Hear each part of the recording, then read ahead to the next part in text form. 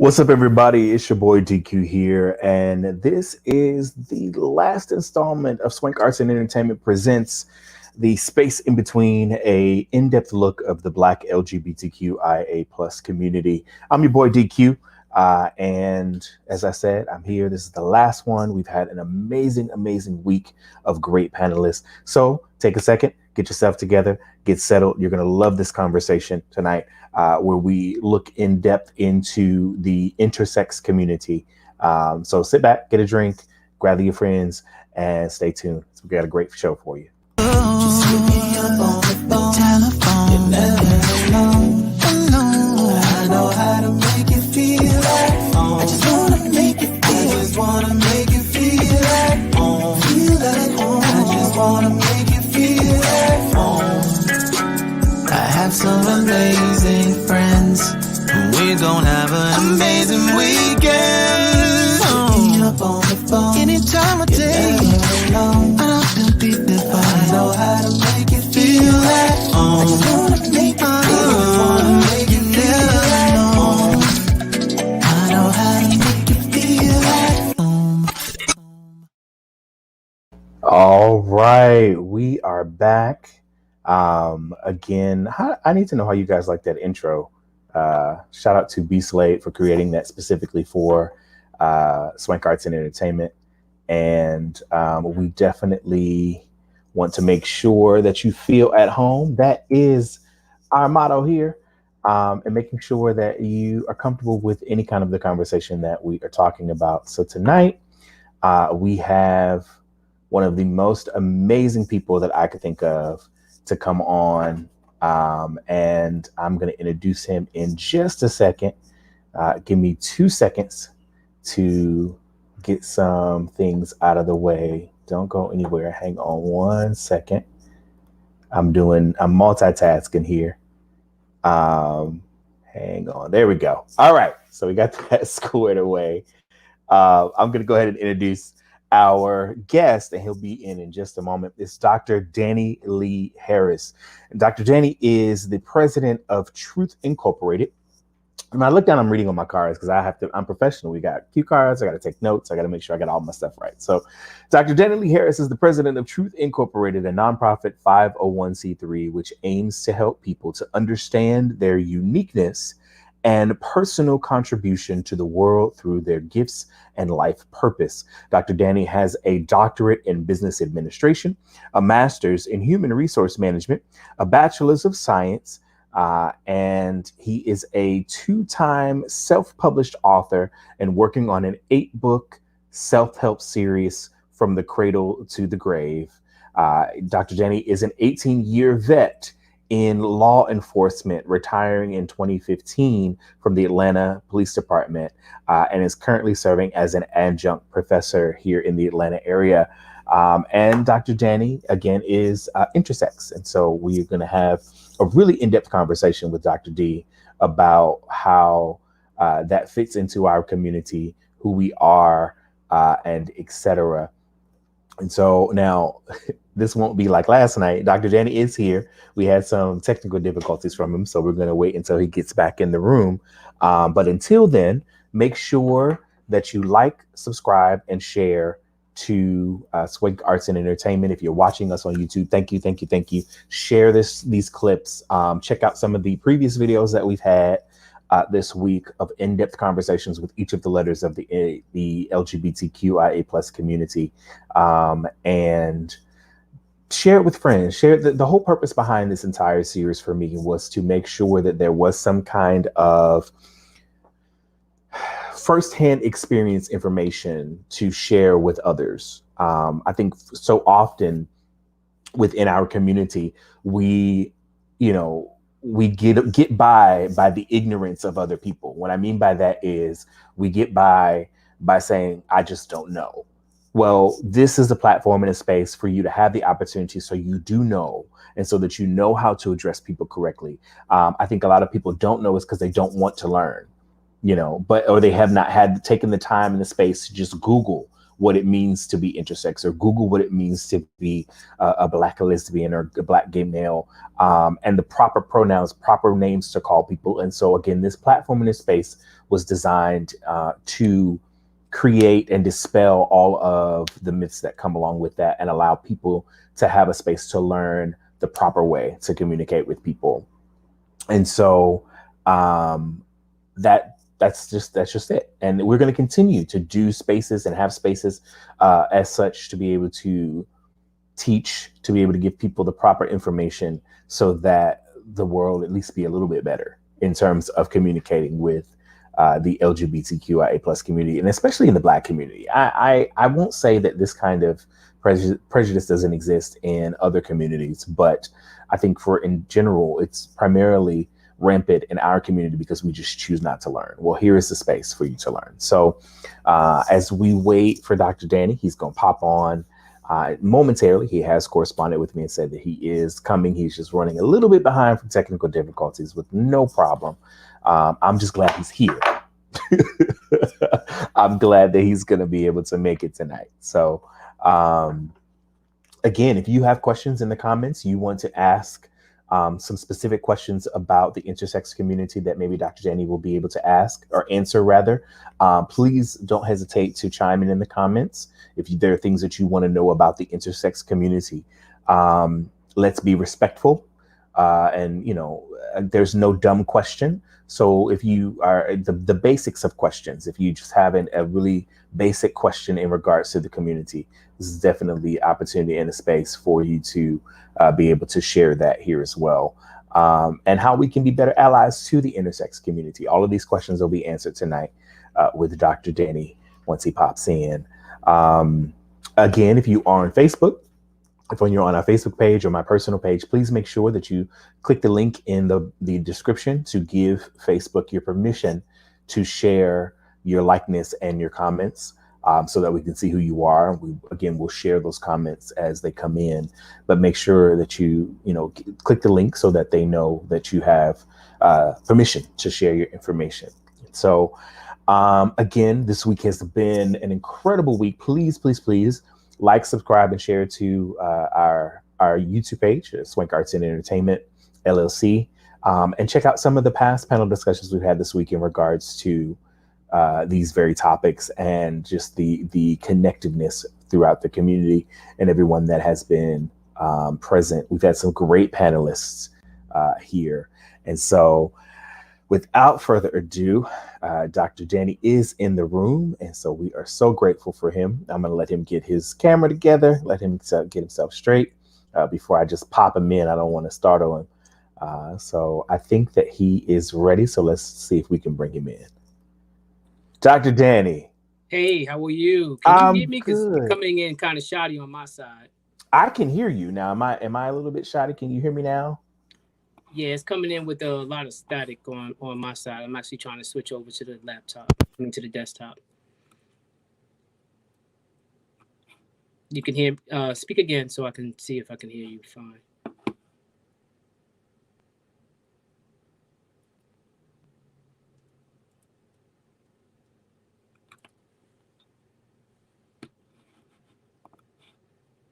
Now I can't hear anything.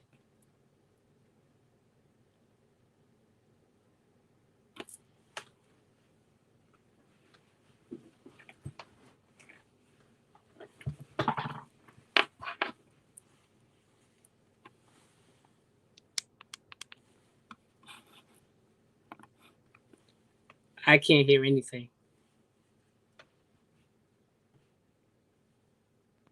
Let me hop out, hop back in. I'll hop out and come back in.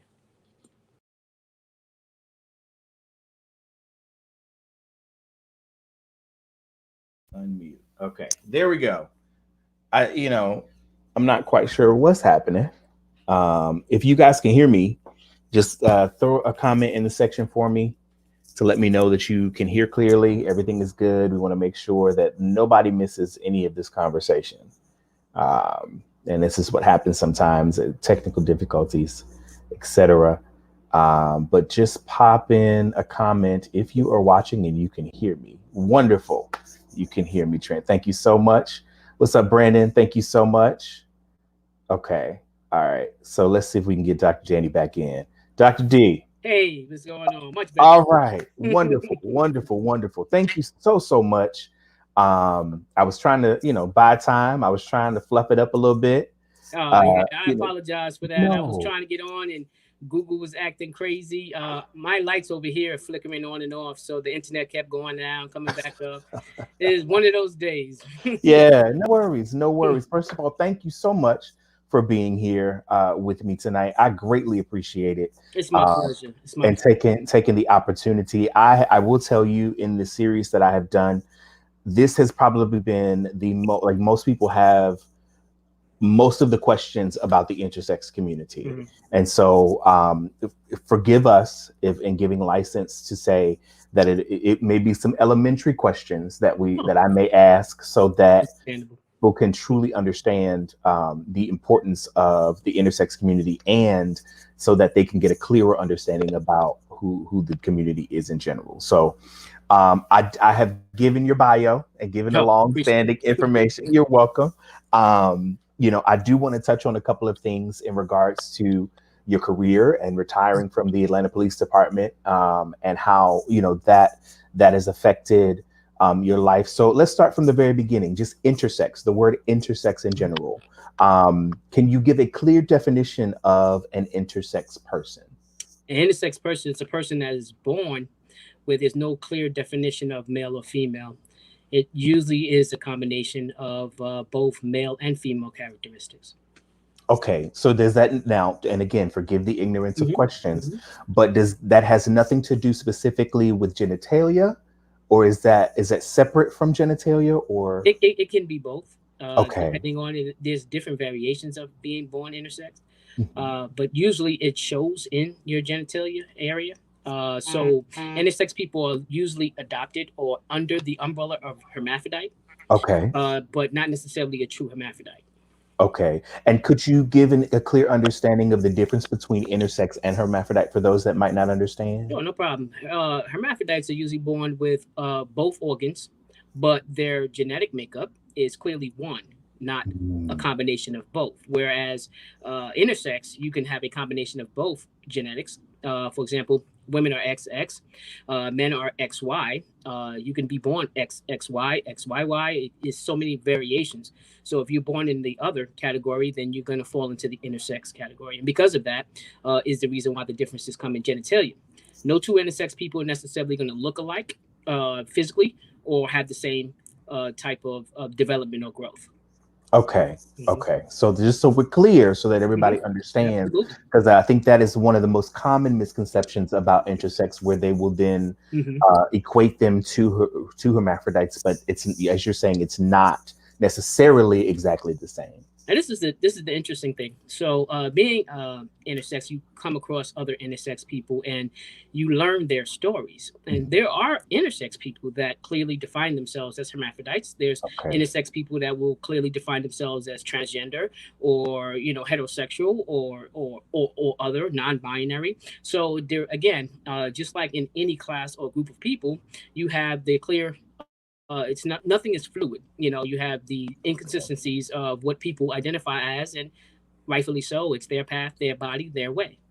Okay. Okay. Mhm. Good. And that's a pertinent thing that you said. Their path, their body, their way. So regardless of however you identify, it is your personal identification that makes the difference. Absolutely. And I think that is something that is very, very, that needs to be cleared a lot more of the times for our transgender Absolutely. brothers and sisters and our intersex brothers and sisters. Whatever your path is, it is yours. That's right. And it is your responsibility, I think, to a degree, to first identify with it and settle with it within yourself, and then be able to teach others. Absolutely. Um, And which is the hardest part. mhm. I think that humans, we are born into a society, especially Western culture, where we long for inclusion, Hmm. and we look for a home to belong to. So we want to belong. So when we grow up, whether you're gay, straight, bisexual, or intersex or transgender, what happens? You are looking and longing to belong to a group of people, which is how the I actually got to be a part of the LGBT IQ, you know, the I like to call it the alphabet soup. You know, we came into it, but if you hear or speak to a lot of intersex people, you know, they clearly feel like intersex people are at the bottom of the totem pole. You know, and I think that that happens with any constraint or any group of people that feel like they don't have power and want to be empowered. What do? If you don't have a home, you create a home. You build a home. Whether it's out of wood, whether it's out of, you know, sticks, whether it's out of sand or clay. You're going to build a home. And when you build a home, what happens is you now have an inner struggle in that home, which is what we see happening in the LGBTIQ community. It's like a, you know, a power trip, but it's more ego. I mean, if you're talking spiritual level, it's an ego thing. It's you know, I have been oppressed or I haven't been able to be myself for so long that now I'm here and I want to be free and I want to be me and I want to be this and I want to be that. And you can't tell me this, you can't tell me that. And we need to have it's a clear indication of how the oppressor, the oppressed, then becomes the oppressor. And so transgender people, when I speak to transgender brothers and sisters, they feel like they're on the bottom of the totem pole. What do you think intersex people are? You know, where we really clearly don't have a home, you know, when it comes to that. Now, a lot of intersex people, because of the non-fluid or, you know, the gender and the makeup of their bodies as well as their identity, they feel included in the LGBT community where, you know, they're accepted, so to speak, you know, the adopted children, you know, of the crew. And we come in and try to, you know, settle in to a community and still along that longing, still don't feel like it's a home, you know? And it's very difficult, you know, for depending on your story, it could be very difficult. And, it is a story that I am grateful that is part of my path. It has made me such a strong individual. It's made me such an enlightened individual. It's made me such a compassionate person as it relates to differences in our world. So I wouldn't change the story at all, but it comes with a lot of pain. It comes with a lot of having to deal with a lot of inner baggage to be able to be free enough to love me and wholeheartedly and be able to accept me, because honestly, we cannot ask for acceptance outside of yourself if you yourself haven't accepted yourself fully and wholly. And that means for me, not changing a thing. I have never had a surgery, never taken a pill, never, you know, taken a shot. I've never done anything. I have completely left my natural state itself and embraced that. Now, that doesn't mean that I look down or bash or judge anybody who has taken the steps, for example, our transgender brothers and sisters who have taken the steps to feel whole in their own body. You know, that is fine. That is holy. That is it, you know, whereas my path is a little bit different. Whereas I didn't have to change over. I actually had to stop transitioning. Wow. You know, when I was born at 2 pounds, 3 months early. They were so worried about me not living. They wasn't worried about the other stuff. You know, so thank God, you know, my mom, rest her soul, told them don't touch my child. Whereas most intersex people are cut at birth. You know, they try to fit them into one or the other at birth. I was fortunate. You know what I mean? I was very fortunate to have my mother, very fortunate to have, you know, the support, meaning mother didn't know anything, but she sure enough didn't want you cutting on her child either. She said, leave my child alone. Let me bring my child home and hopefully my child will live, you know, because that was the main concern. Undeveloped lungs, you know, when you're born at 2 pounds, you have a lot of health issues. Thank God that's also, you know, surpassed. And I grew up healthy and, you know, but again, like not something that was ever talked about or dealt with before my mother's death. So it wasn't like I had anything. So, you know, growing up in the foster care system, I didn't have mom and dad to go to and say, hey, this is happening to my body. Or, hey, you know, I have a sister who's a year older than me. Things were happening to her that wasn't happening to me. And I was like, well, why is she going through that and I'm not going through that? But I got an F on my birth certificate and I don't feel F. Nothing about me is F, you know? And then I go through puberty in the foster care system. So I was in a group home and I'm going through puberty and I start growing facial hair. Oh, imagine being a female going through puberty and growing facial hair and body hair and had the male hairline and hairy legs and everything's happening. And I'm like, oh, I'm not developing female, you know? And even my body genetics started to change and I didn't have nobody to talk to.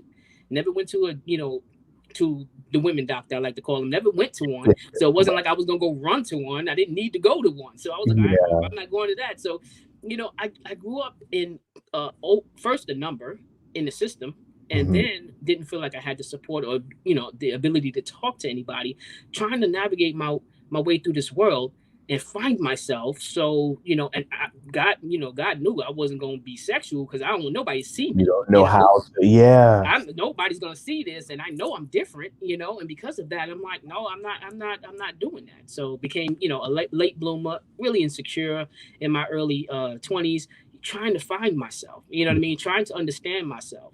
And again, I wouldn't change the path for anything in the world. It's an amazing story. And it was the one that brought me to the absolute point of freedom. And I don't think no one really can understand what pure freedom is until you have been severely oppressed. Yeah. Even if it's internally. You know what I mean? When you have been that much and you go to the other side of that, man, you're so grateful. You're just so grateful. So again, I wouldn't change my story, and I have become a voice, and for a lot of intersex people, especially children, who are being cut to this day. United States is changing a lot.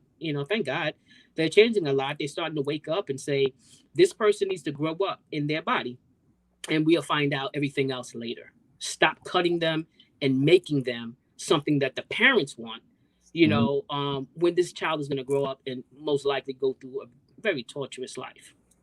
So there's so many nuggets in here. I am astounded by everything that you have just said. I think the first thing I'm going to ask, typically, do you know the percentage of children that are born intersex in this country by chance? So no, because the number's always changing.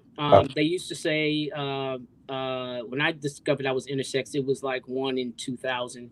It was pretty high, number. But now they're saying, it really depends, because some people, that is the group of people that will go stealth the quickest, if they can. You know what I mean? That's going to be a later question. So yes, okay. Yeah, they're the ones who will just stay stealth because it's safer.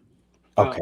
Coming into a world where we just have so many judgmental people and so many people that feel like there's only two sexes, when in actuality, there is no sex. How about that?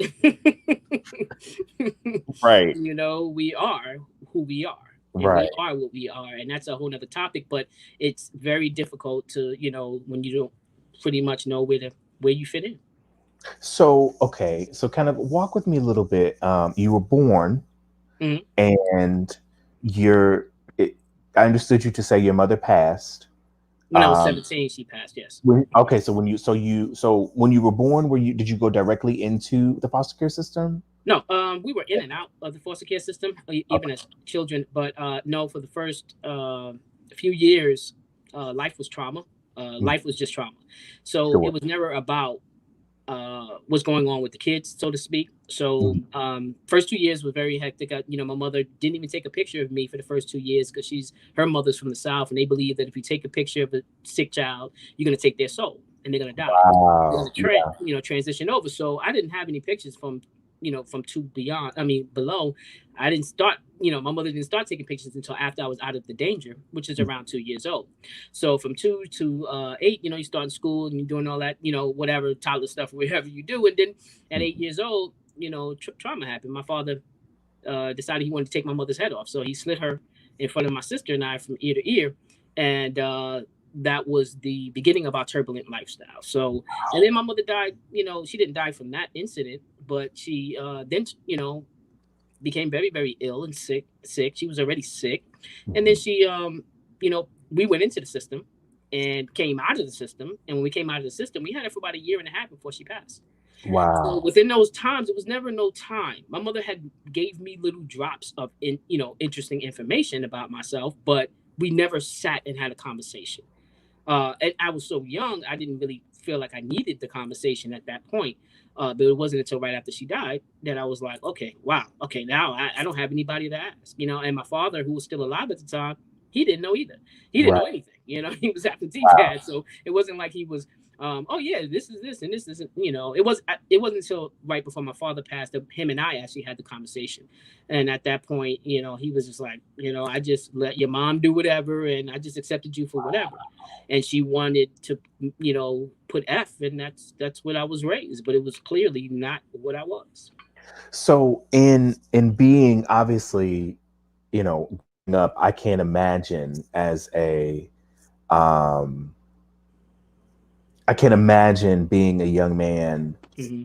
and growing up in the idea of being a Black gay man, Mm-hmm. but then my body's doing something different. I'm growing breasts, or I'm Mm-hmm. I'm growing hair, or Mm-hmm. et cetera, et cetera. Mm-hmm. Um, how did you personally navigate? I know you mentioned it a little bit earlier in terms of being in the system and trying to figure out how your body's changing, and Yeah. watching your sister, and Yep. she's having her body change as well during puberty, but your body is not doing the same thing. How did you, if you can talk about that experience just a little bit, how did you navigate that at all, if at all, for that matter? Yeah, I did, and I think that children have a very unique way of going within, whether it's making up, little play friends and things like that. And I stayed in my head a lot as a child because it was things I just didn't understand. Growing up in a very Christian household, it was taboo to talk about certain things. So I kind of went in, and I think that's what made me such a late bloomer in life as it relates to relationships, because I just didn't deal with it. I didn't deal with it. I've been working. Well, I've worked. My first job was at 12 years old and haven't stopped working, since. So I used it. Honestly, I used that excess energy, and I put it into school. I've always been a straight A student. I've always been an overachiever. So I put it in sports. I put it in everything else instead of talking about it, instead of dealing with it, which was an outlet for me. But it made me very angry later. It made me very angry as I got older, because again, you don't know a lot, and you have to navigate relationships. And when I started, having relations, with people, it was like I still didn't know. I still didn't know. Yeah. I got to a point where I was just arrogant about it. Like, I'm just different than you. You know what I mean? Don't worry about it. You know what I mean? I'm just different than you. Don't talk about it. I'm not talking to you about it. Or whatever. And I just did that. I just really didn't deal. Is what I didn't do. I didn't deal because I didn't have a way of knowing how to deal. Yeah. And I had to figure it out as I got along. And then when I got older, it was actually a relationship that actually put me on a track to finding out. She was like, yo, something ain't right. And she was like, and I'm gonna find out if you don't find out. Wow. And she we're still really good friends to this day, because she really helped me to do something I didn't want to do. She set me up with an appointment with her doctor, and that doctor opened up the gateways to everything else, to finding out exactly what was going on. And then what was ironic is I have a nephew who is intersex as well. So it wasn't just me; it was somebody else in my family coming up behind me that was going through the exact same thing. Now, would you say that it is intersex? Is it Hereditary? Yes. Is it hereditary in some cases? They say no. Okay. They say no, but it's the same. To me, it's the same thing as they say about cancer. I think your chances is higher if you have somebody in your family that has it or whatever. But I think being born intersex is just the same way. It's genetic. So I don't know, but I just know there's two of us that we know of in this family. In my immediate family, there's two of us. Wow. And so it is, and it again, and even his path is very different than mine. Although it's similar. It's a lot of differences, because I think the younger generation has a lot more support today than I did growing up in the time that I grew up in. Yeah. Whereas we were, and then so now I'm a man, and I got an F on my birth certificate, so I'm trying to navigate through this world as a female, and attracted to females. And then so I'm really a straight dude, with this F on my birth certificate, and I'm trying to navigate through that, and navigate through religion, and navigate through my Christianity, and navigate through this stuff, and just saying, God, you made me this way, now you're gonna kill me, I'm going to hell because I was born this way. Right. It was like, basically, I'm damned if I do, I'm damned if I don't, the kind of thing. And I was, again, very angry. very angry at God, very angry at the world, very angry at not knowing and not understanding. So it took me some years, but I tell you, when I got free, there's no other feeling like it. And understanding that again, I had to navigate to love myself exactly the way I was, meaning we sometimes will do things because society says this fits. And my body doesn't necessarily fit. So do I do this because society says it, or do I do it because I love me, or because I do it because it's not a part of me? That is all the things that I had to navigate through. And I thank God that I went through it. I went through it and was like, I was born this way. I have never changed or altered anything. I will leave everything the way it is. Everything works. It's not broke. If it ain't broke, don't try to fix it if it ain't broke, So I left everything the way it was and the way it is and embraced me wholly. And that has been the most freeing and most liberating thing I could have ever done for me. Wow. And I don't have to fit into a box that you say that I have to fit into. I am me. Right. And the greatest thing is angels are androgynous. I'm androgynous, so I like to say I'm closer to the angels. Yeah. Literally. Literally. Yeah. We have a question from the comments really quick. My boy Brandon is here. He said, so because they now are not cutting at birth or allowing children to develop when it comes to identifying gender or on their birth certificate, do they now put I as the gender, or is that something that we should strive to push toward? We are striving to push for that. That is the problem. But we do have strides happening where people are literally saying no. I know an intersex person who went through this whole Supreme Court. She's actually a friend of mine, and went through the whole went all the way up to the Supreme Court and said, no, I don't want to put male or female on my passport, and won. So we are making strides in the communities and in things that's saying, hey, why are you making me pick? I don't have to pick. I'm one of the ones who knew unequivocally I was male. Everything about me was male, so I just didn't have to necessarily choose. But if I was sitting on that middle line and wanted to choose, I should have the right to choose. Which means absolutely. You shouldn't tell me I got to be an F, or you shouldn't tell me I got to be an M. Let me have the ability and the freedom to choose. Wow. I think that is a great takeaway. Of many from this conversation, but allowing people to have the right to choose who they are and not have to fit in the confines of societal norms. Absolutely. And again, as large as that is that oppression thing. Why does the LGBT community have to fight against each other and suppress one another? I know where it comes from. I understand how it happens. But until we got to understand, it's like ants. Ants don't get a lot done together. They will build a house in 2 days. You ever watch an ant farm? They will do some things and move some things, but they do it collectively. We get a lot further when you go collectively, and it's not about differences, but acceptance of the differences. Right. You're my brother, you're my sister, whatever you call it. You're non-binary. If you use the words they, I have no problem using they. Whatever it is that makes you feel comfortable as part of your path, I should be able to oblige that with no problems. Why? Because I love myself. I have no problems with having to judge you when I am whole within me.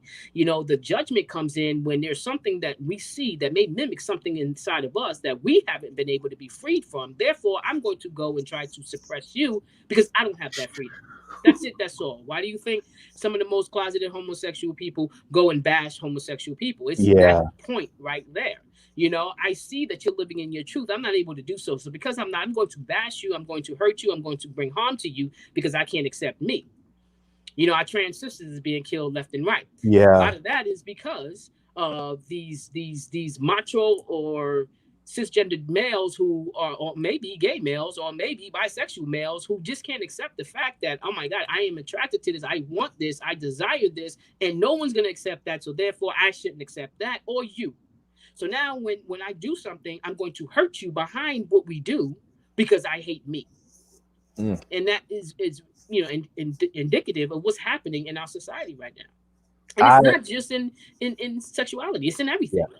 It's with black and white. It's with, social economic class. It's with now blue and red. Well, no matter what it is, it's that alone. Just because you're different and accepting and loving and embracing of your own. And I don't like that because I can't do the same thing for myself in that area.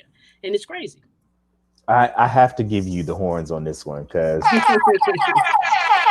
That entire statement was in but you're absolutely right. And I think that is the purpose of that's one of the purposes of this platform is to be able to come together because I'll be honest because I've shared this with you personally. You know, it wasn't until we had the panel discussion with Dr. Elijah that I had come in contact with you as an intersex person, and I had never had a conversation with an intersex person. And I thought, well, if I hadn't done it, I'm quite sure there are a lot of people that have not had a sit down conversation with someone intersex to try to better understand why you are a part of the community and why you fit into the community. And I've heard you say a lot of the times that you guys are on the bottom of the totem pole, but you've also mentioned, I do recall you mentioning in our previous panel discussion that the intersex community advocates more for the transgender community because they're intersex. Can you kind of touch on that aspect a little bit more? Oh yeah, sure. I think intersex people are the closest people to understand the situation with transgender people. Again, it's a situation where you don't fit in on one side or the other according to societal standards. So therefore, people are transitioning. And in my case, I had to stop transitioning. I had to stop. I allowed my hair to grow out, stop shaving my body hair. You know what I mean? I stopped doing that to be whole and to be me, so that I wouldn't have to, walk around as a F with a full beard, a goatee or whatever. So, I did that. So we understand, intersex people understand transgender people and their plight and their employer.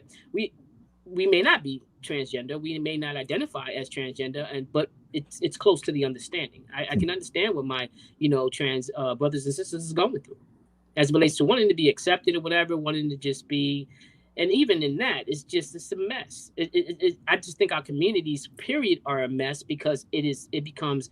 I don't like myself. I feel like I'm in the wrong body. I want to change it. Okay. So I'm going to go ahead and take the steps to do what I feel like I want to do to liberate myself. Right now I'm on one side. Now I jump over to the other side. And what I'm seeing what's happening in communities is once you're on that other side, now you become arrogant. Now you become, oh, you can't come into this private club. Oh, you don't belong in this private club or whatever. And that's what intersex as the outsiders group sees and feels, from all the groups. Wow. And it again, I say we're on the bottom of the totem pole, and I say that only because of the way it's presented and treated.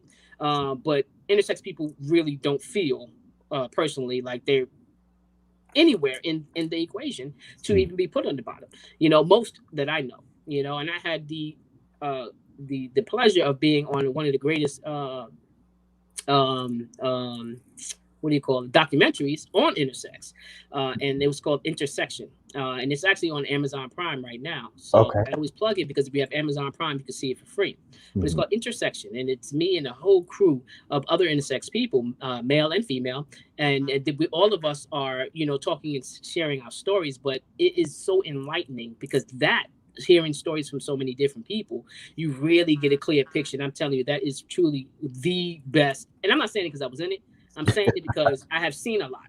Yeah, it's truly the best description and stories and plights and understanding it. And a lot of those people became my friends.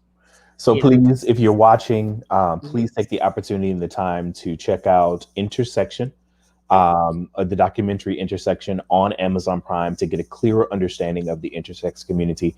As Dr. Danny has mentioned, he's in it, but it gives you an in-depth look into intersection and into the intersex community.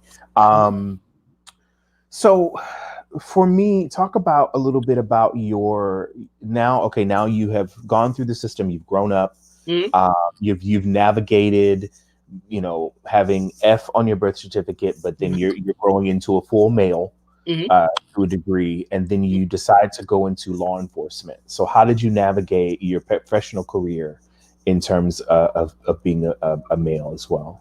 Well, I mean, going through a professional career, I was just considered a stud, or a gay female or whatever. So it was, I didn't have any issues, with in New York when I was starting my law enforcement career to here.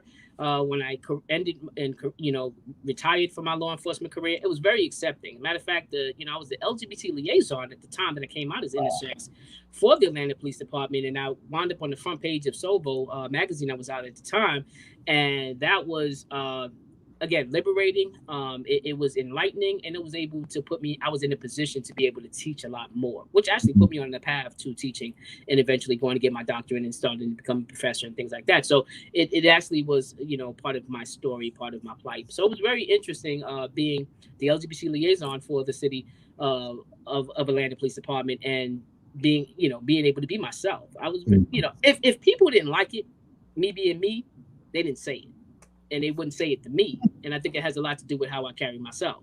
I will respect you. I don't have to ask for respect. I demand respect because I respect you. So it's not like we're gonna have a sit down and talk about and negotiate on respect. That's not gonna happen. And I think everybody in the police department knew that, which made me liked by many, but hated by a lot. Now, were you able to enlighten some of your cohorts in terms of Yes. intersection? Did they honestly bring you genuine questions and or concerns about the topic? Absolutely. I tell you, absolutely, especially with the women for some reason. Wow. The guys just kind of accepted me; they didn't care, you know what I mean. But the women on the police department were like, "I don't understand," and you need to explain it to me, and that's not how God does it, and that was how God created me this way. What do you mean? We don't have to argue about that. I was born this way. I didn't, I didn't change anything. I didn't do anything. It's just who I am. So, and they were like, "Oh yeah, well, So sitting down and being me, being the teacher, being patient and understanding that it's okay for people to not know. It is my job, if I want to, I don't have to be an advocate, but if I want to, I can be an advocate for intersex people and enlighten those folks. And when they do come across another intersex person, they'll best know how to handle it then. So to me, it's my duty to teach. It's my duty to inform, because that's what makes this world so beautiful. It's not our likes; it's the things that makes us different. Right. And that is the thing that makes us, so beautiful. Really, it is the differences in skin complexions, to what we do, to where we live and how we live, and the things we like and the things we want to do. But in all essence, it all comes back to you. Do we embrace and fully accept ourselves? Because a lot of times we'll flip over the side or go over and accepting of ourselves, but we present this very insecure person to the world, and that right there, people pick up on, and you become a prey. Yeah. People know when it's like a dog that smells fear. You know what I mean? People know when you're not secure with yourself, and they get on that. They will get you just because of that. Yeah. And you were a target. It's like you're wearing a target on your back. Absolutely. In that aspect, I think it is absolutely incredible that you have it. Can you talk about the introspective work that you've kind of had to do in terms of being who you are? You mentioned it a little bit earlier on having to kind of like finally accepting yourself and et cetera. But can you talk about the introspective work that maybe not necessarily just you, but maybe the community, the intersex community, has to do in order to be self-accepting first before you can be extrovert accepting? Yeah, I think that's with anybody in the world. I just think that intersex people get faced with it earlier in life. And again, I'm grateful for that, because I will have gotten it, for me, which is the ability to love myself, to accept myself, to wholly embrace myself, and really understand what that really means. I have a body. I am not my body.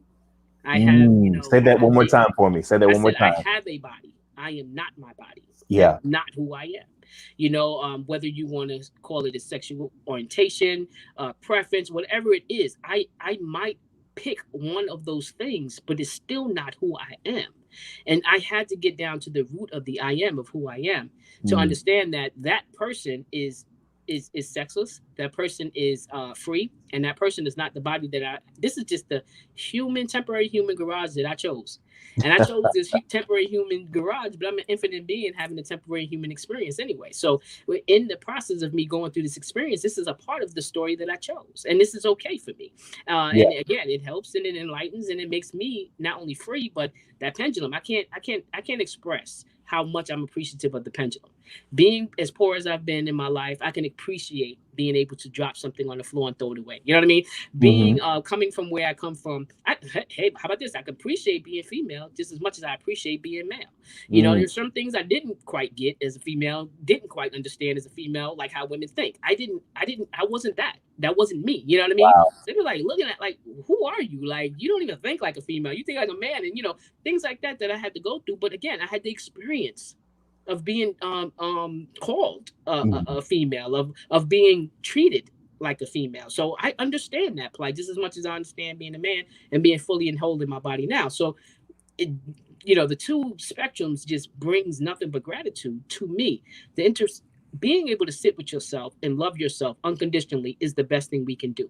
Because the great thing about you is, like I said, you have a body, you're not your body. But when there's the things about you that mean the most to you, which is character, those traits that you do not like, guess what? You can change. Just like you can change your outside. And I don't care what kind of surgeries you get. You can cut up yourself all day long. If this ain't whole on the inside, it don't matter what you do on the outside. Sorry. Absolutely. So my which entailed why I didn't change anything on the outside for me, for my plight, because I had to embrace and love myself unconditionally. And loving myself unconditionally is understanding I chose this to stay for my plight and for my story and for my path, and I'm going to enjoy it while I'm here in it. That's just me. Again, I'm not shading anybody who does anything, or doesn't feel whole, because that is a part of your story, and you're supposed to do what makes you feel okay, whole, and comfortable. We want that. You don't want, someone telling you what you should do and what you shouldn't do. No, it's your body, it's whatever. But that sitting with yourself and absolutely embracing and loving yourself just is the best thing I could have done for me. And saying, I will demand respect out there because I will give respect. I will teach people who want to be taught, and those that don't want to listen, that's fine too. You know what I mean? Understanding that my job is not to absolutely reach everybody, but my job is to plant seeds. You don't have to hear me, but you're going to know about me. So guess what? I just planted a seed, whether you heard anything about me or not. Yeah. You know what I mean? Somebody else may come over and water it to help you become a better version of yourself. But in the meantime, I'm going to be the best version of me that I can possibly be. And that is a teacher, an enlightener, a mentor, a spiritual coach, a life coach. That's the person that's going to help challenge you to be a better version of yourself. And that's what my job is. I know what my calling is and what my mission in life is. Most people who will judge you do not know. Wow. They're not there yet. That goes back to what you said earlier in terms of people identifying things in you that they have not settled within themselves. So then they judge you because that's right. you walk in freedom, you walk in liberty, you walk in love, while they're still stuck in whatever mess or rut that they have and they're in. It is. That's it. When you love yourself, it shows in everything you do. Yeah. It really does. Judgment is you understand. I have a body. I'm not my body. I am the I am of who I am, and that I am is inclusive of everyone else. It's not me against you, because I'm part of who you are. We come from the same energy. Yeah. I am just a small version and you're a small version of the same big old ball of energy, and we all come from that place. I respect you as my brother and sister from that alone.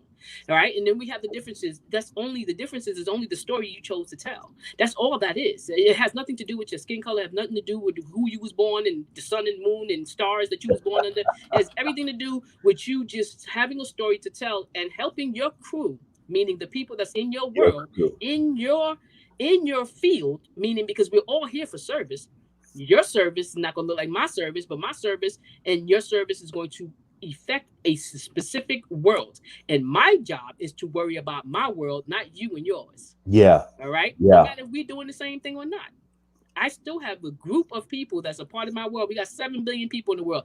I have a specific world. You have a specific world. We could be doing the exact same thing. But if I don't keep my blinders on and keep looking straight and stop worried about what's going on my left and my right, I'll never get to my goal. Yeah. I'll never see the people that's standing before me that's asking me and begging me for me to give my service so that they can be free. And that is the problem. That is the problem with our world altogether.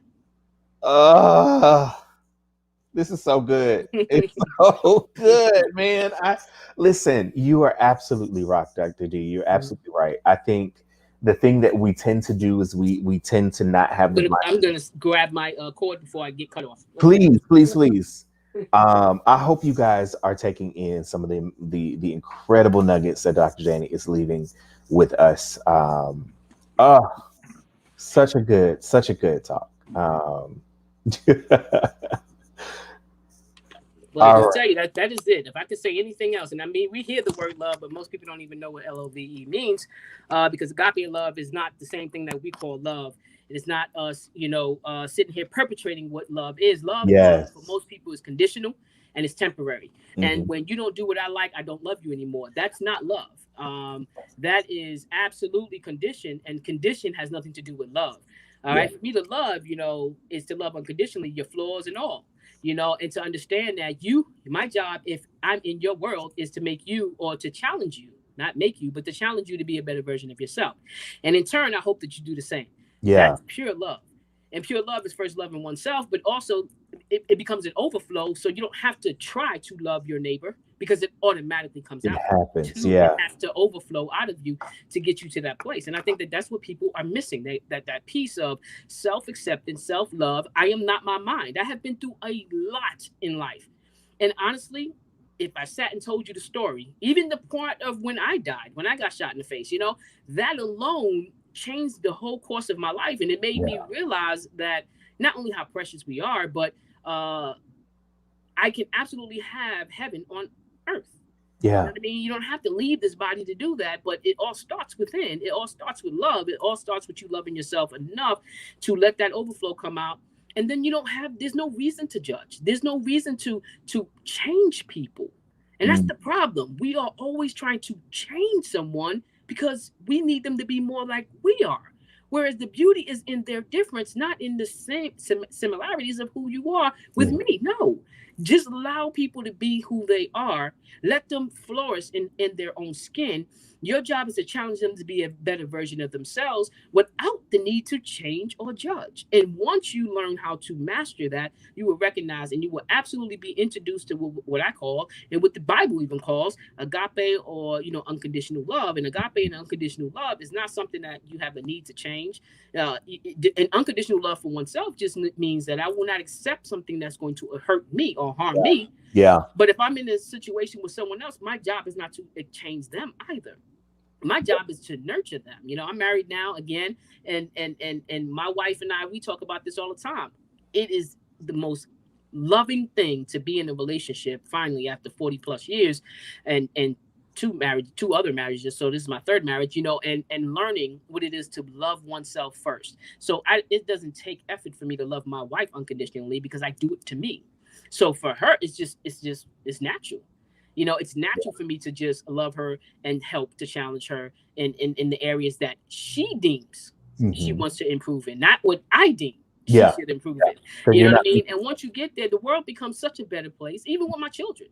I have 2 grown sons, and I couldn't be no more prouder than them. And you know what I mean? Because I got it early enough to be able to teach them that you love yourself. And that means you don't go by conditions of what I dumped into you, or anything else, or anybody else dumped into you.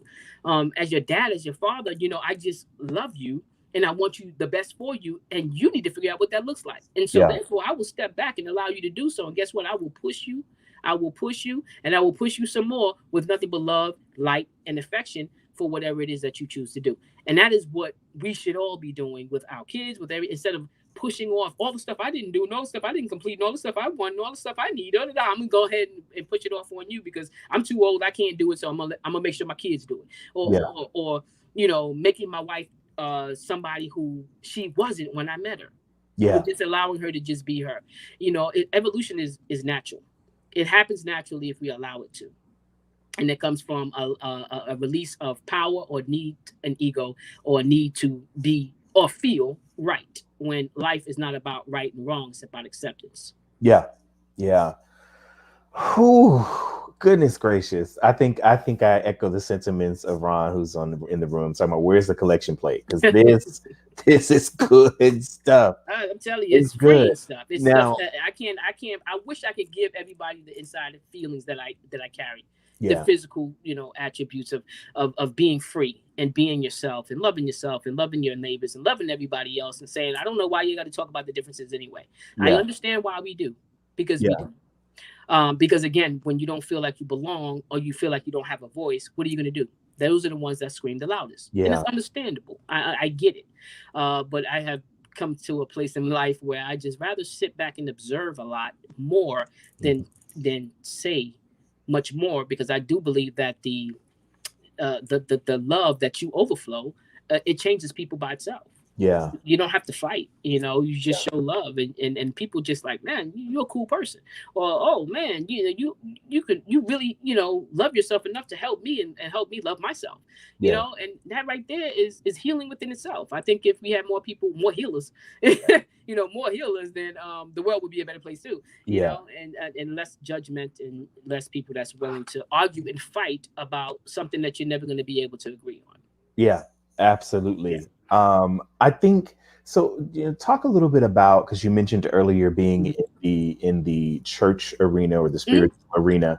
Talk a little bit about how you navigate the conversation around being intersex in that community, because obviously there's some stark beliefs and some stark understandings that people have within the Christian and or spiritual arena. So kind of talk a little bit about how you're able to navigate the conversations with people that want to listen, because I know a lot of the times they close their ears to the things that they don't understand, or they're prejudiced to things that they don't understand, and any of the letters of the community, not just intersex, of course. Absolutely. However, but how were you able to navigate those spaces? I think intersex people is the door, is the key to the lock when it comes to church.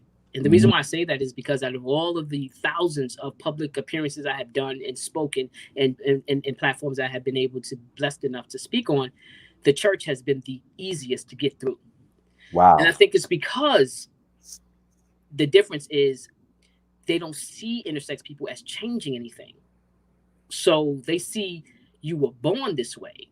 So therefore, okay, I'll come and have the conversation with you. You know what I mean? Whereas transgender people will have the, whoa, wait a minute, you feel like God made a mistake, and I don't believe that God made a mistake, and because I don't believe that, whatever. But intersex people absolutely open the door. I have had many talks in churches where I'm like, but I was born this way, so what are you saying? You know what I mean? God didn't make a mistake whether they were trans or intersex. It just part of their story, is a part of their plight. Is what they chose to do on earth right at this time. But it has nothing to do with whether or not God doesn't like me or is not going to accept me. I was born this way, and when you say that, there's no comeback. You have no fight. What are you going to say about that one? Right. So you just said God makes no mistakes. So if God made no mistake and I was born this way, what are you saying? And then they get quiet, and then they're ready to hear more. And that's the opening. That is the key. You know what I mean? That is the key to opening it up. I'm telling you, I have had many, many talks.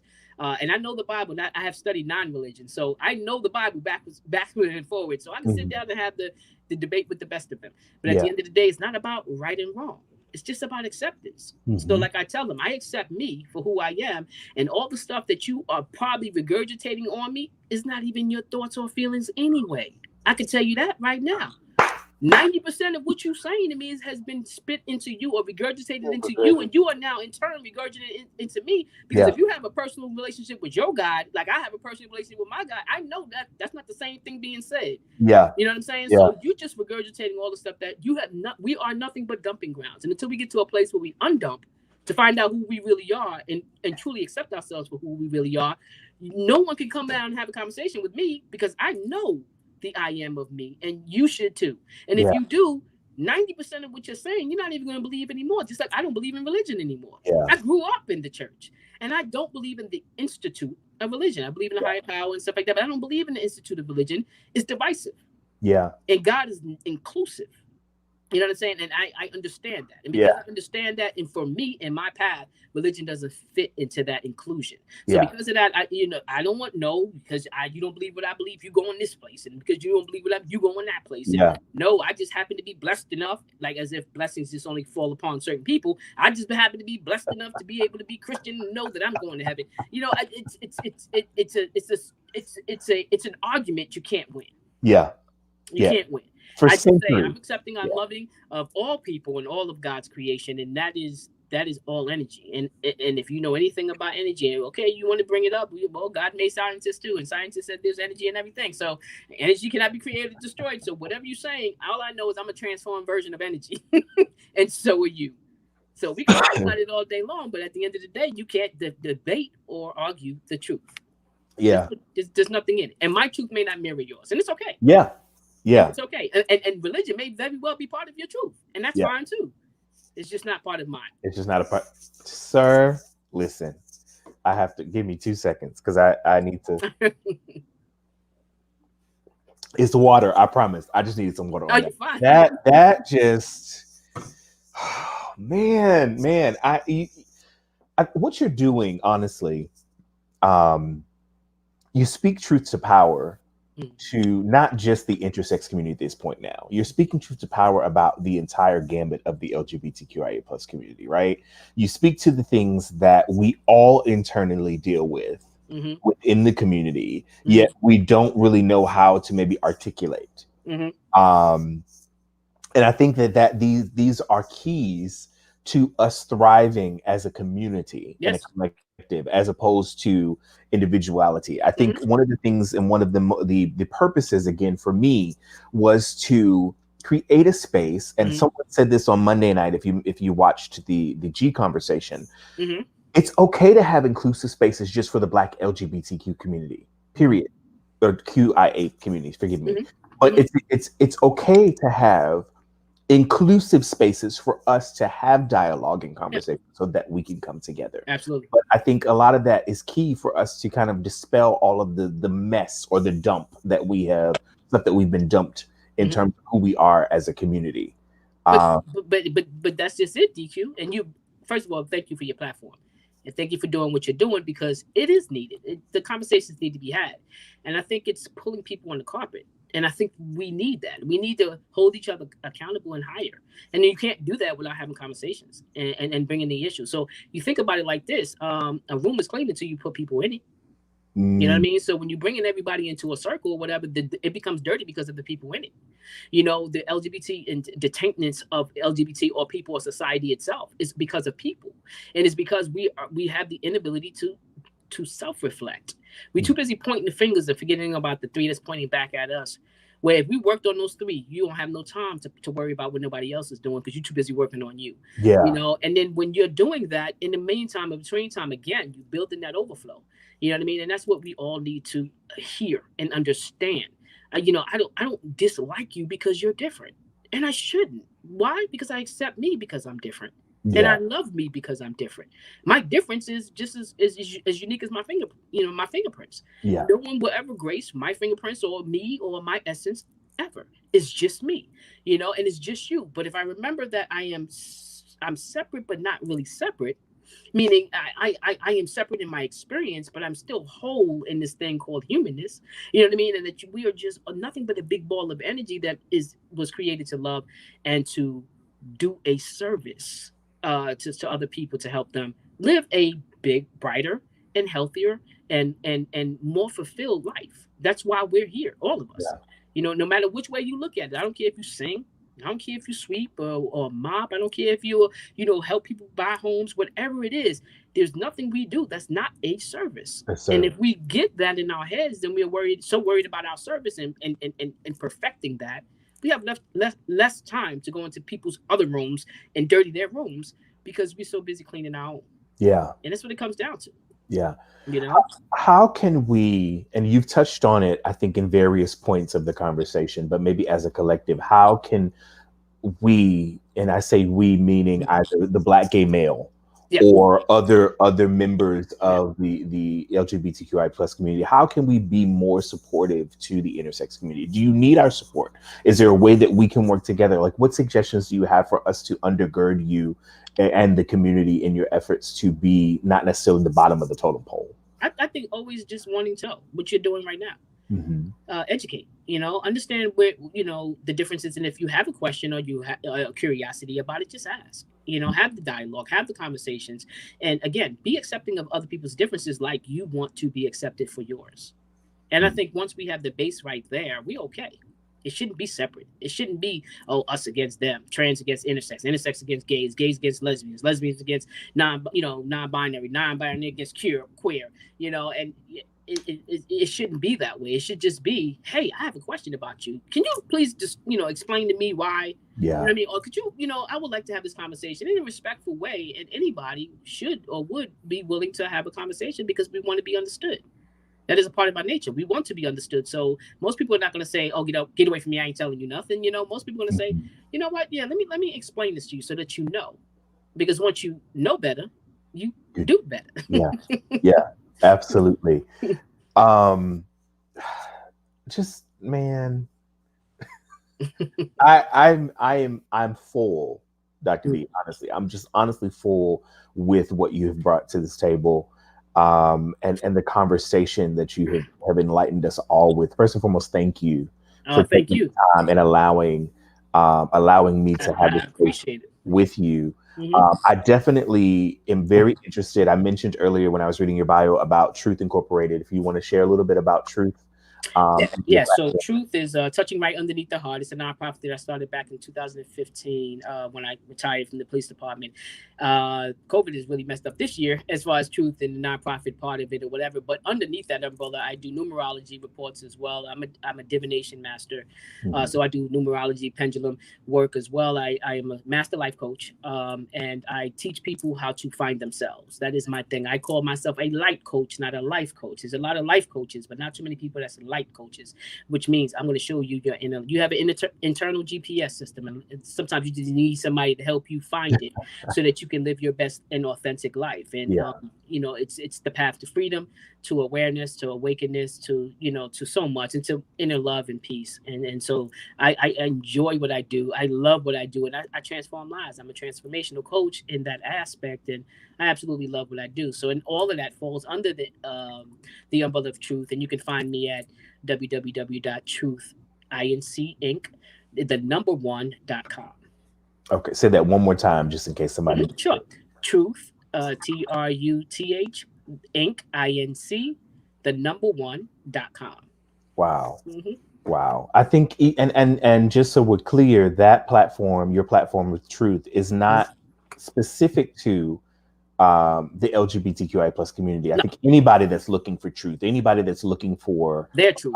their Mm-hmm. truth, Mm-hmm. Absolutely. regardless of how you identify, Yeah, that's right. it's a space for you to be able to do so. Absolutely. Um, I am grateful. I'm grateful for your space and your time.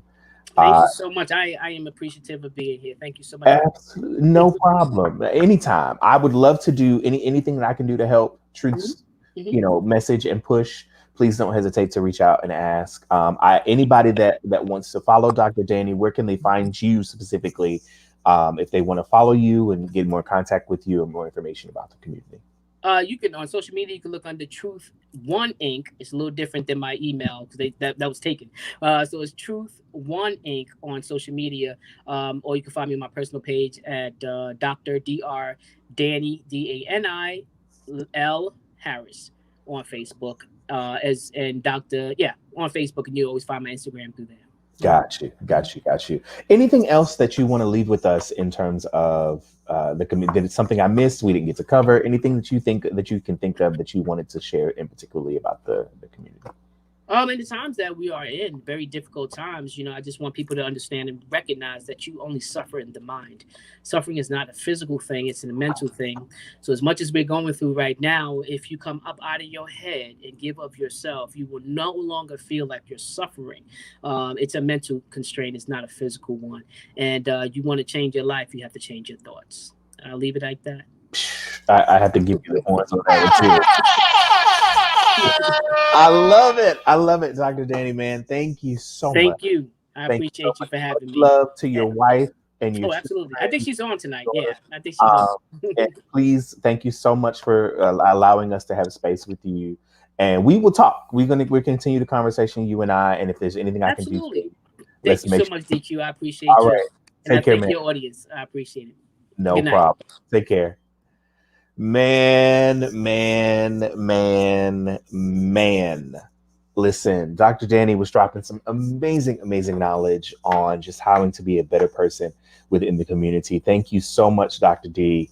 I'm full, guys. I really do not have anything else to say about how this entire series is from my heart. Man, I really wanted to create a space for everyone to be able to share.